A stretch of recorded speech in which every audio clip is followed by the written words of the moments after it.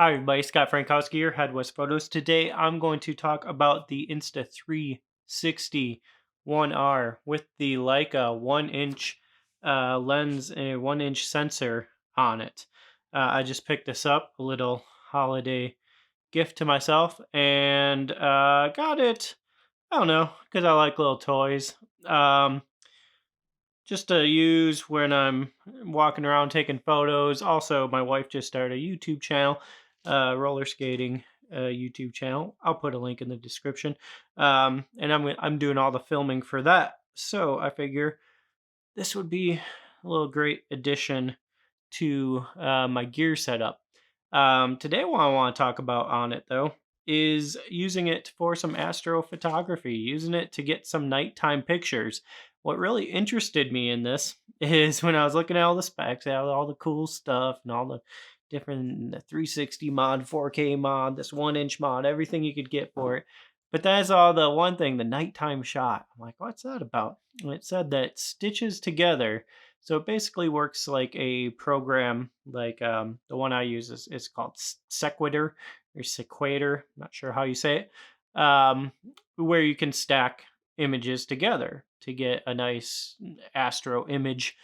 Um, and it said I was looking at the specs for the Insta360, and it says that this is a very similar thing where it takes 8 different shots, and then it takes a less exposed shot. So 9 shots total, 8 shots, and then a shot that's underexposed by four stops, and then it combines all those together. It takes the underexposed shot in order to minimize the highlights in the picture. So, and it stitches them all together here um, in camera or in the app. I'm not sure where exactly. I think you have to do it in the app, because when I tried to do it in the camera, or when I tried to look at the pictures in the camera, it says look at the app instead. I've done that a few times here. So I'm not too impressed with it, honestly. Not to say I'm not impressed with this. I think this is an awesome camera. And I have seen other shots, night shots people have gotten with this camera using the nighttime mode where it's stitching photographs together. And maybe I'm using it wrong. I don't know. The way I'm trying to use it to get some pictures of a little bit of cityscape, a little bit of stars, the results weren't impressive at all. So I wanted to do today was to show you some of those shots, show you some of those nighttime shots I took with this, using the nighttime mode, but also then just holding the shutter open. Typically, to get a good nighttime photo, you just let the shutter stay open for a while, and uh, that tends to work out pretty well. So I took shots both ways, and we're going to take a look at those and see how this camera operates, how it looks, if it can do some nighttime stuff. Now, I'm not going over any of the video stuff. I will just say the video is awesome in this. I used it for a couple video things already, and it's awesome. It's a lot of fun. It's so much fun to use. So I'm not trying to knock the Insta360 One R at all. I think it's an amazing little camera. Um, awesome little action cam. But the point of this video is to talk about using the 360 One R with the 1 inch sensor for some nighttime photography. So let's take a look at Lightroom. Let's take a look at some pictures I've taken here in El Paso, just around the backyard at my in-laws house here. So let's look at those. Okay, so this is off the balcony here, looking out over the west side of El Paso. This was shot at 20 seconds. This is a fixed aperture lens on here, so you get 3.2. That's all you get. Using the base ISO. So doesn't look too bad. I mean, the picture's rather uninteresting, I think. This isn't really the type of shot that this wide of an angle is for, just looking out like this. You need something to, I don't know what, constrain it a bit or make it more interesting. Um, I mean, we're right up against the mountains here, but it's just, a little tiny mountain with this wide of an angle lens, so not too cool of a shot. You need a lot more going on in your foreground, I think, to make this shot interesting. But I mean, regardless of the composition, let's also just look at what this 1 inch sensor is doing here. So if we zoom in, I mean, it doesn't look bad at all, I think. Colors are a little funky, but it's street lights and house lights are really hard. It's hard to get a good white balance going here to keep the sky and the city lights looking natural. If I take that white balance down more, and so I could use something like a graduated filter here that might help out. So probably still needs some processing to do, but um yeah, the image quality for a 1 inch sensor, not bad at all. This is a 30-second shot here, so zoom out. So I just did two different exposures, one at 20 seconds, one at 30 seconds. This one again, ISO 100. Um, yeah, 30 seconds. It just brightens up a little bit. Still see all the detail in the houses below here and everything. So yeah, that 1 inch sensor. I'm a fan of 1 inch sensor cameras. I think they can do so much more than what um, the 1/2.3 inch sensors can do. The type of sensor that you would find in a cell phone or something like that. The lens is so distorting here. It's hard to. And this is after I mean, I process this a bit, trying to bring the distortion out a bit and just make it like not look rounded, and wasn't really successful at that. So the 14 millimeter lens on this is just too much. There's no profile, there's no lens profile in Lightroom either to try and um, do anything about that. So it is what it is.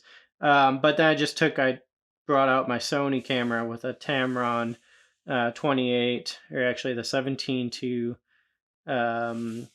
28 millimeter lens on it, just to see what a decent wide angle lens will do. And you can see here, it keeps everything flat. You don't get that nasty lens distortion. Now this picture, the wind was blowing here. This was a nasty night. Wind was blowing probably 35 miles an hour, and I was just sitting out here freezing cold too, and for El Paso, 30 degrees or so. I was just trying to keep this tripod held down with my camera on top, and the wind was shaking a bit. So it's not as sharp as the Insta360, but that's just because the wind was jostling the camera just enough. Whereas the wind didn't really. I guess the Insta360 is a little bit more aerodynamic. There's not as much surface area for the wind to knock it about. So um, yeah. So just comparing what a good wide angle lens can do to compared to this 14 millimeter on this camera. Well, the 14 millimeter is great for any kind of action activity, but for trying to take any kind of landscape picture like this, it's kind of a no go. Here I have, so this is a shot now using the night mode, uh, and it's not. So what the night mode does, it takes eight images, but it's limited to a half second each, and I think it boosts up the ISO to 1600. So just a couple images. So it's not really meant for this like nighttime landscape or any sort of astro photography. You're not getting the enough exposure time, not getting enough light on the sensor to be able to expose this image. I have my exposure jacked up. If I were to keep bringing it up, you can see the noise in there. And this is, I probably put a bunch of noise reduction on here as well, um, just to try and tame it a bit.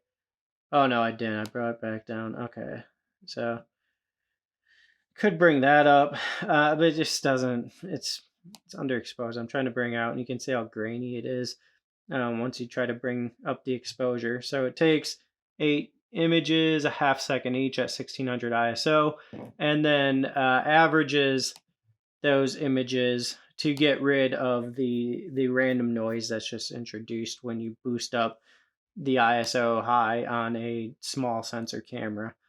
Um, awesome in theory. What I wish they do is let you have more control over it. So if I could take oh, I don't know, 8 images at, if I could set the shutter to 10 seconds, then this would be another story. And maybe they can do that. That should just be a software firmware thing. So that'd be cool to have some manual control over the nighttime instead of just taking half-second shots. Um, this next image, this is one I actually did. So I took all the DNG files that make up the raw files that make up the merged image, because you can, it saves those files. It doesn't do the stitching um, in the camera and just output one file. It gives you all the files that you use. So I took the 8 files plus the one underexposed file and brought those into the Sequitur program and did my own. It did what the camera stitching program does, essentially. Um, so I tried that out, and I think my result actually ended up. It's still, I mean, it looks pretty much the same. If I were to boost this exposure, I'd probably see similar problems with noise and such. Yeah, it's really grainy. So, yeah, I mean, overall, just using those half-second shots isn't long enough. I mean, what you could do is, I don't know how high the ISO goes on this camera. If you could boost ISO up to like 6400 and then take, I don't know, 10, 12, 15 shots or something, you'd probably get a lot better. But, I mean, if they could just give us control over the shutter speed, I think that would make it way better. So a couple more images. So I tried just a different. I wanted to get something in the uh, foreground. So this is a shot I did here. This was just down by the pool here. They have these, like, I don't know, these torch things, and there's some Christmas lights in there. I thought I'd look. It doesn't really look that cool, but I thought I'd look cool having the lights real close to it and kind of uh, out of focus, whereas the sky would be in focus, because this has fixed focus. Anything beyond about 2 feet on this will be in focus. That's the hyperfocal distance of this camera, is about 2 feet or so, 2.5 feet, something like that. So these lights were real up close, and was just trying to get those out of focus. And so I guess instead of like a background bokeh, like a foreground bokeh kind of thing, and it didn't really look that good.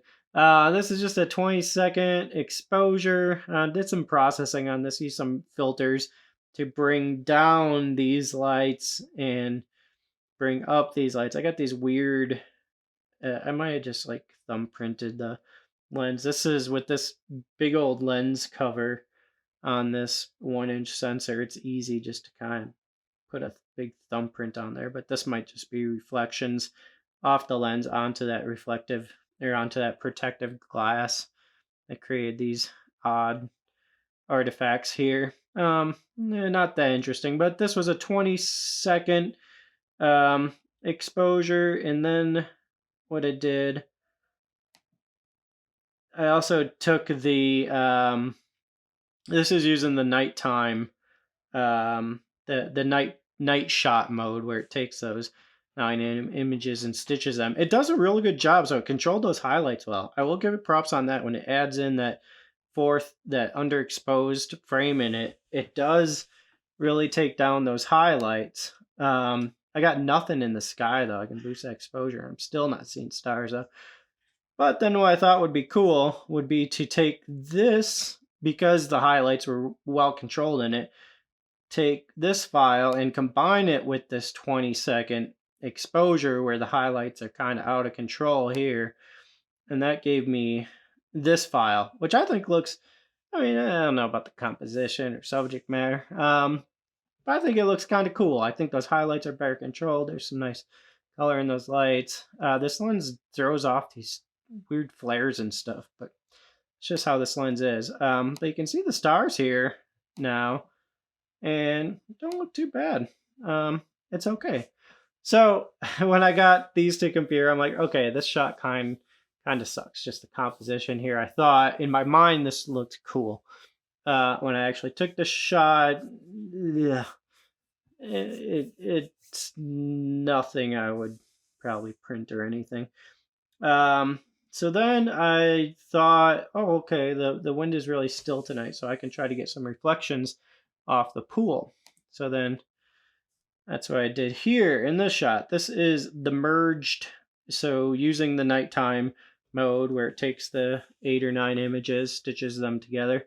And this is what it output. Ugh, the colors here are just ugly.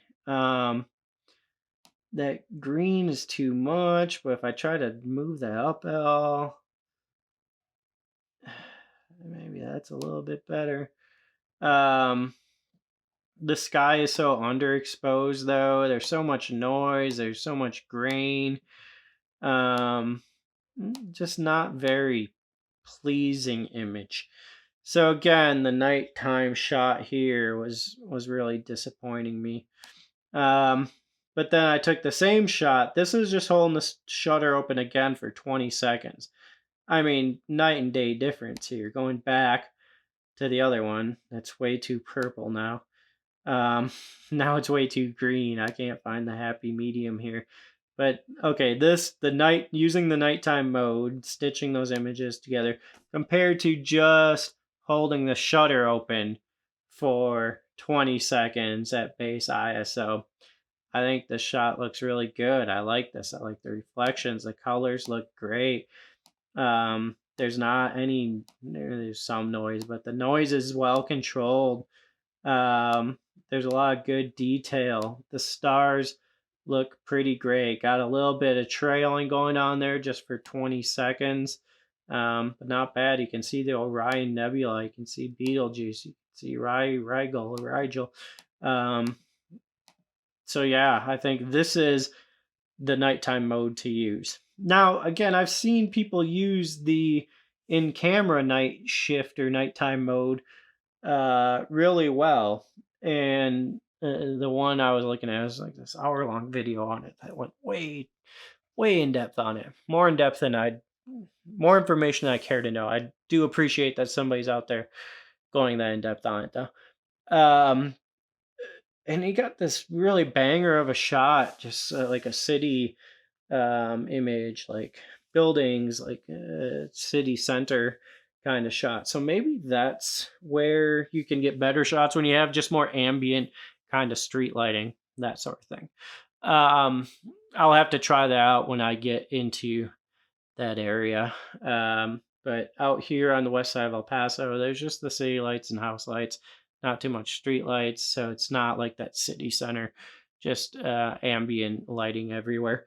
But that'd be something worth trying. For astrophotography, the night mode on this camera doesn't work at all. But I think it would work really well if you got more control over the shutter speed. Insta360, if you ever watch this video, it's something you might want to address in a firmware update.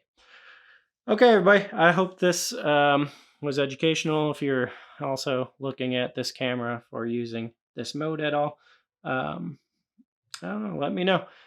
Please like the video, please subscribe, and I'll make some more content on this camera and other cameras as well. Bye, everybody.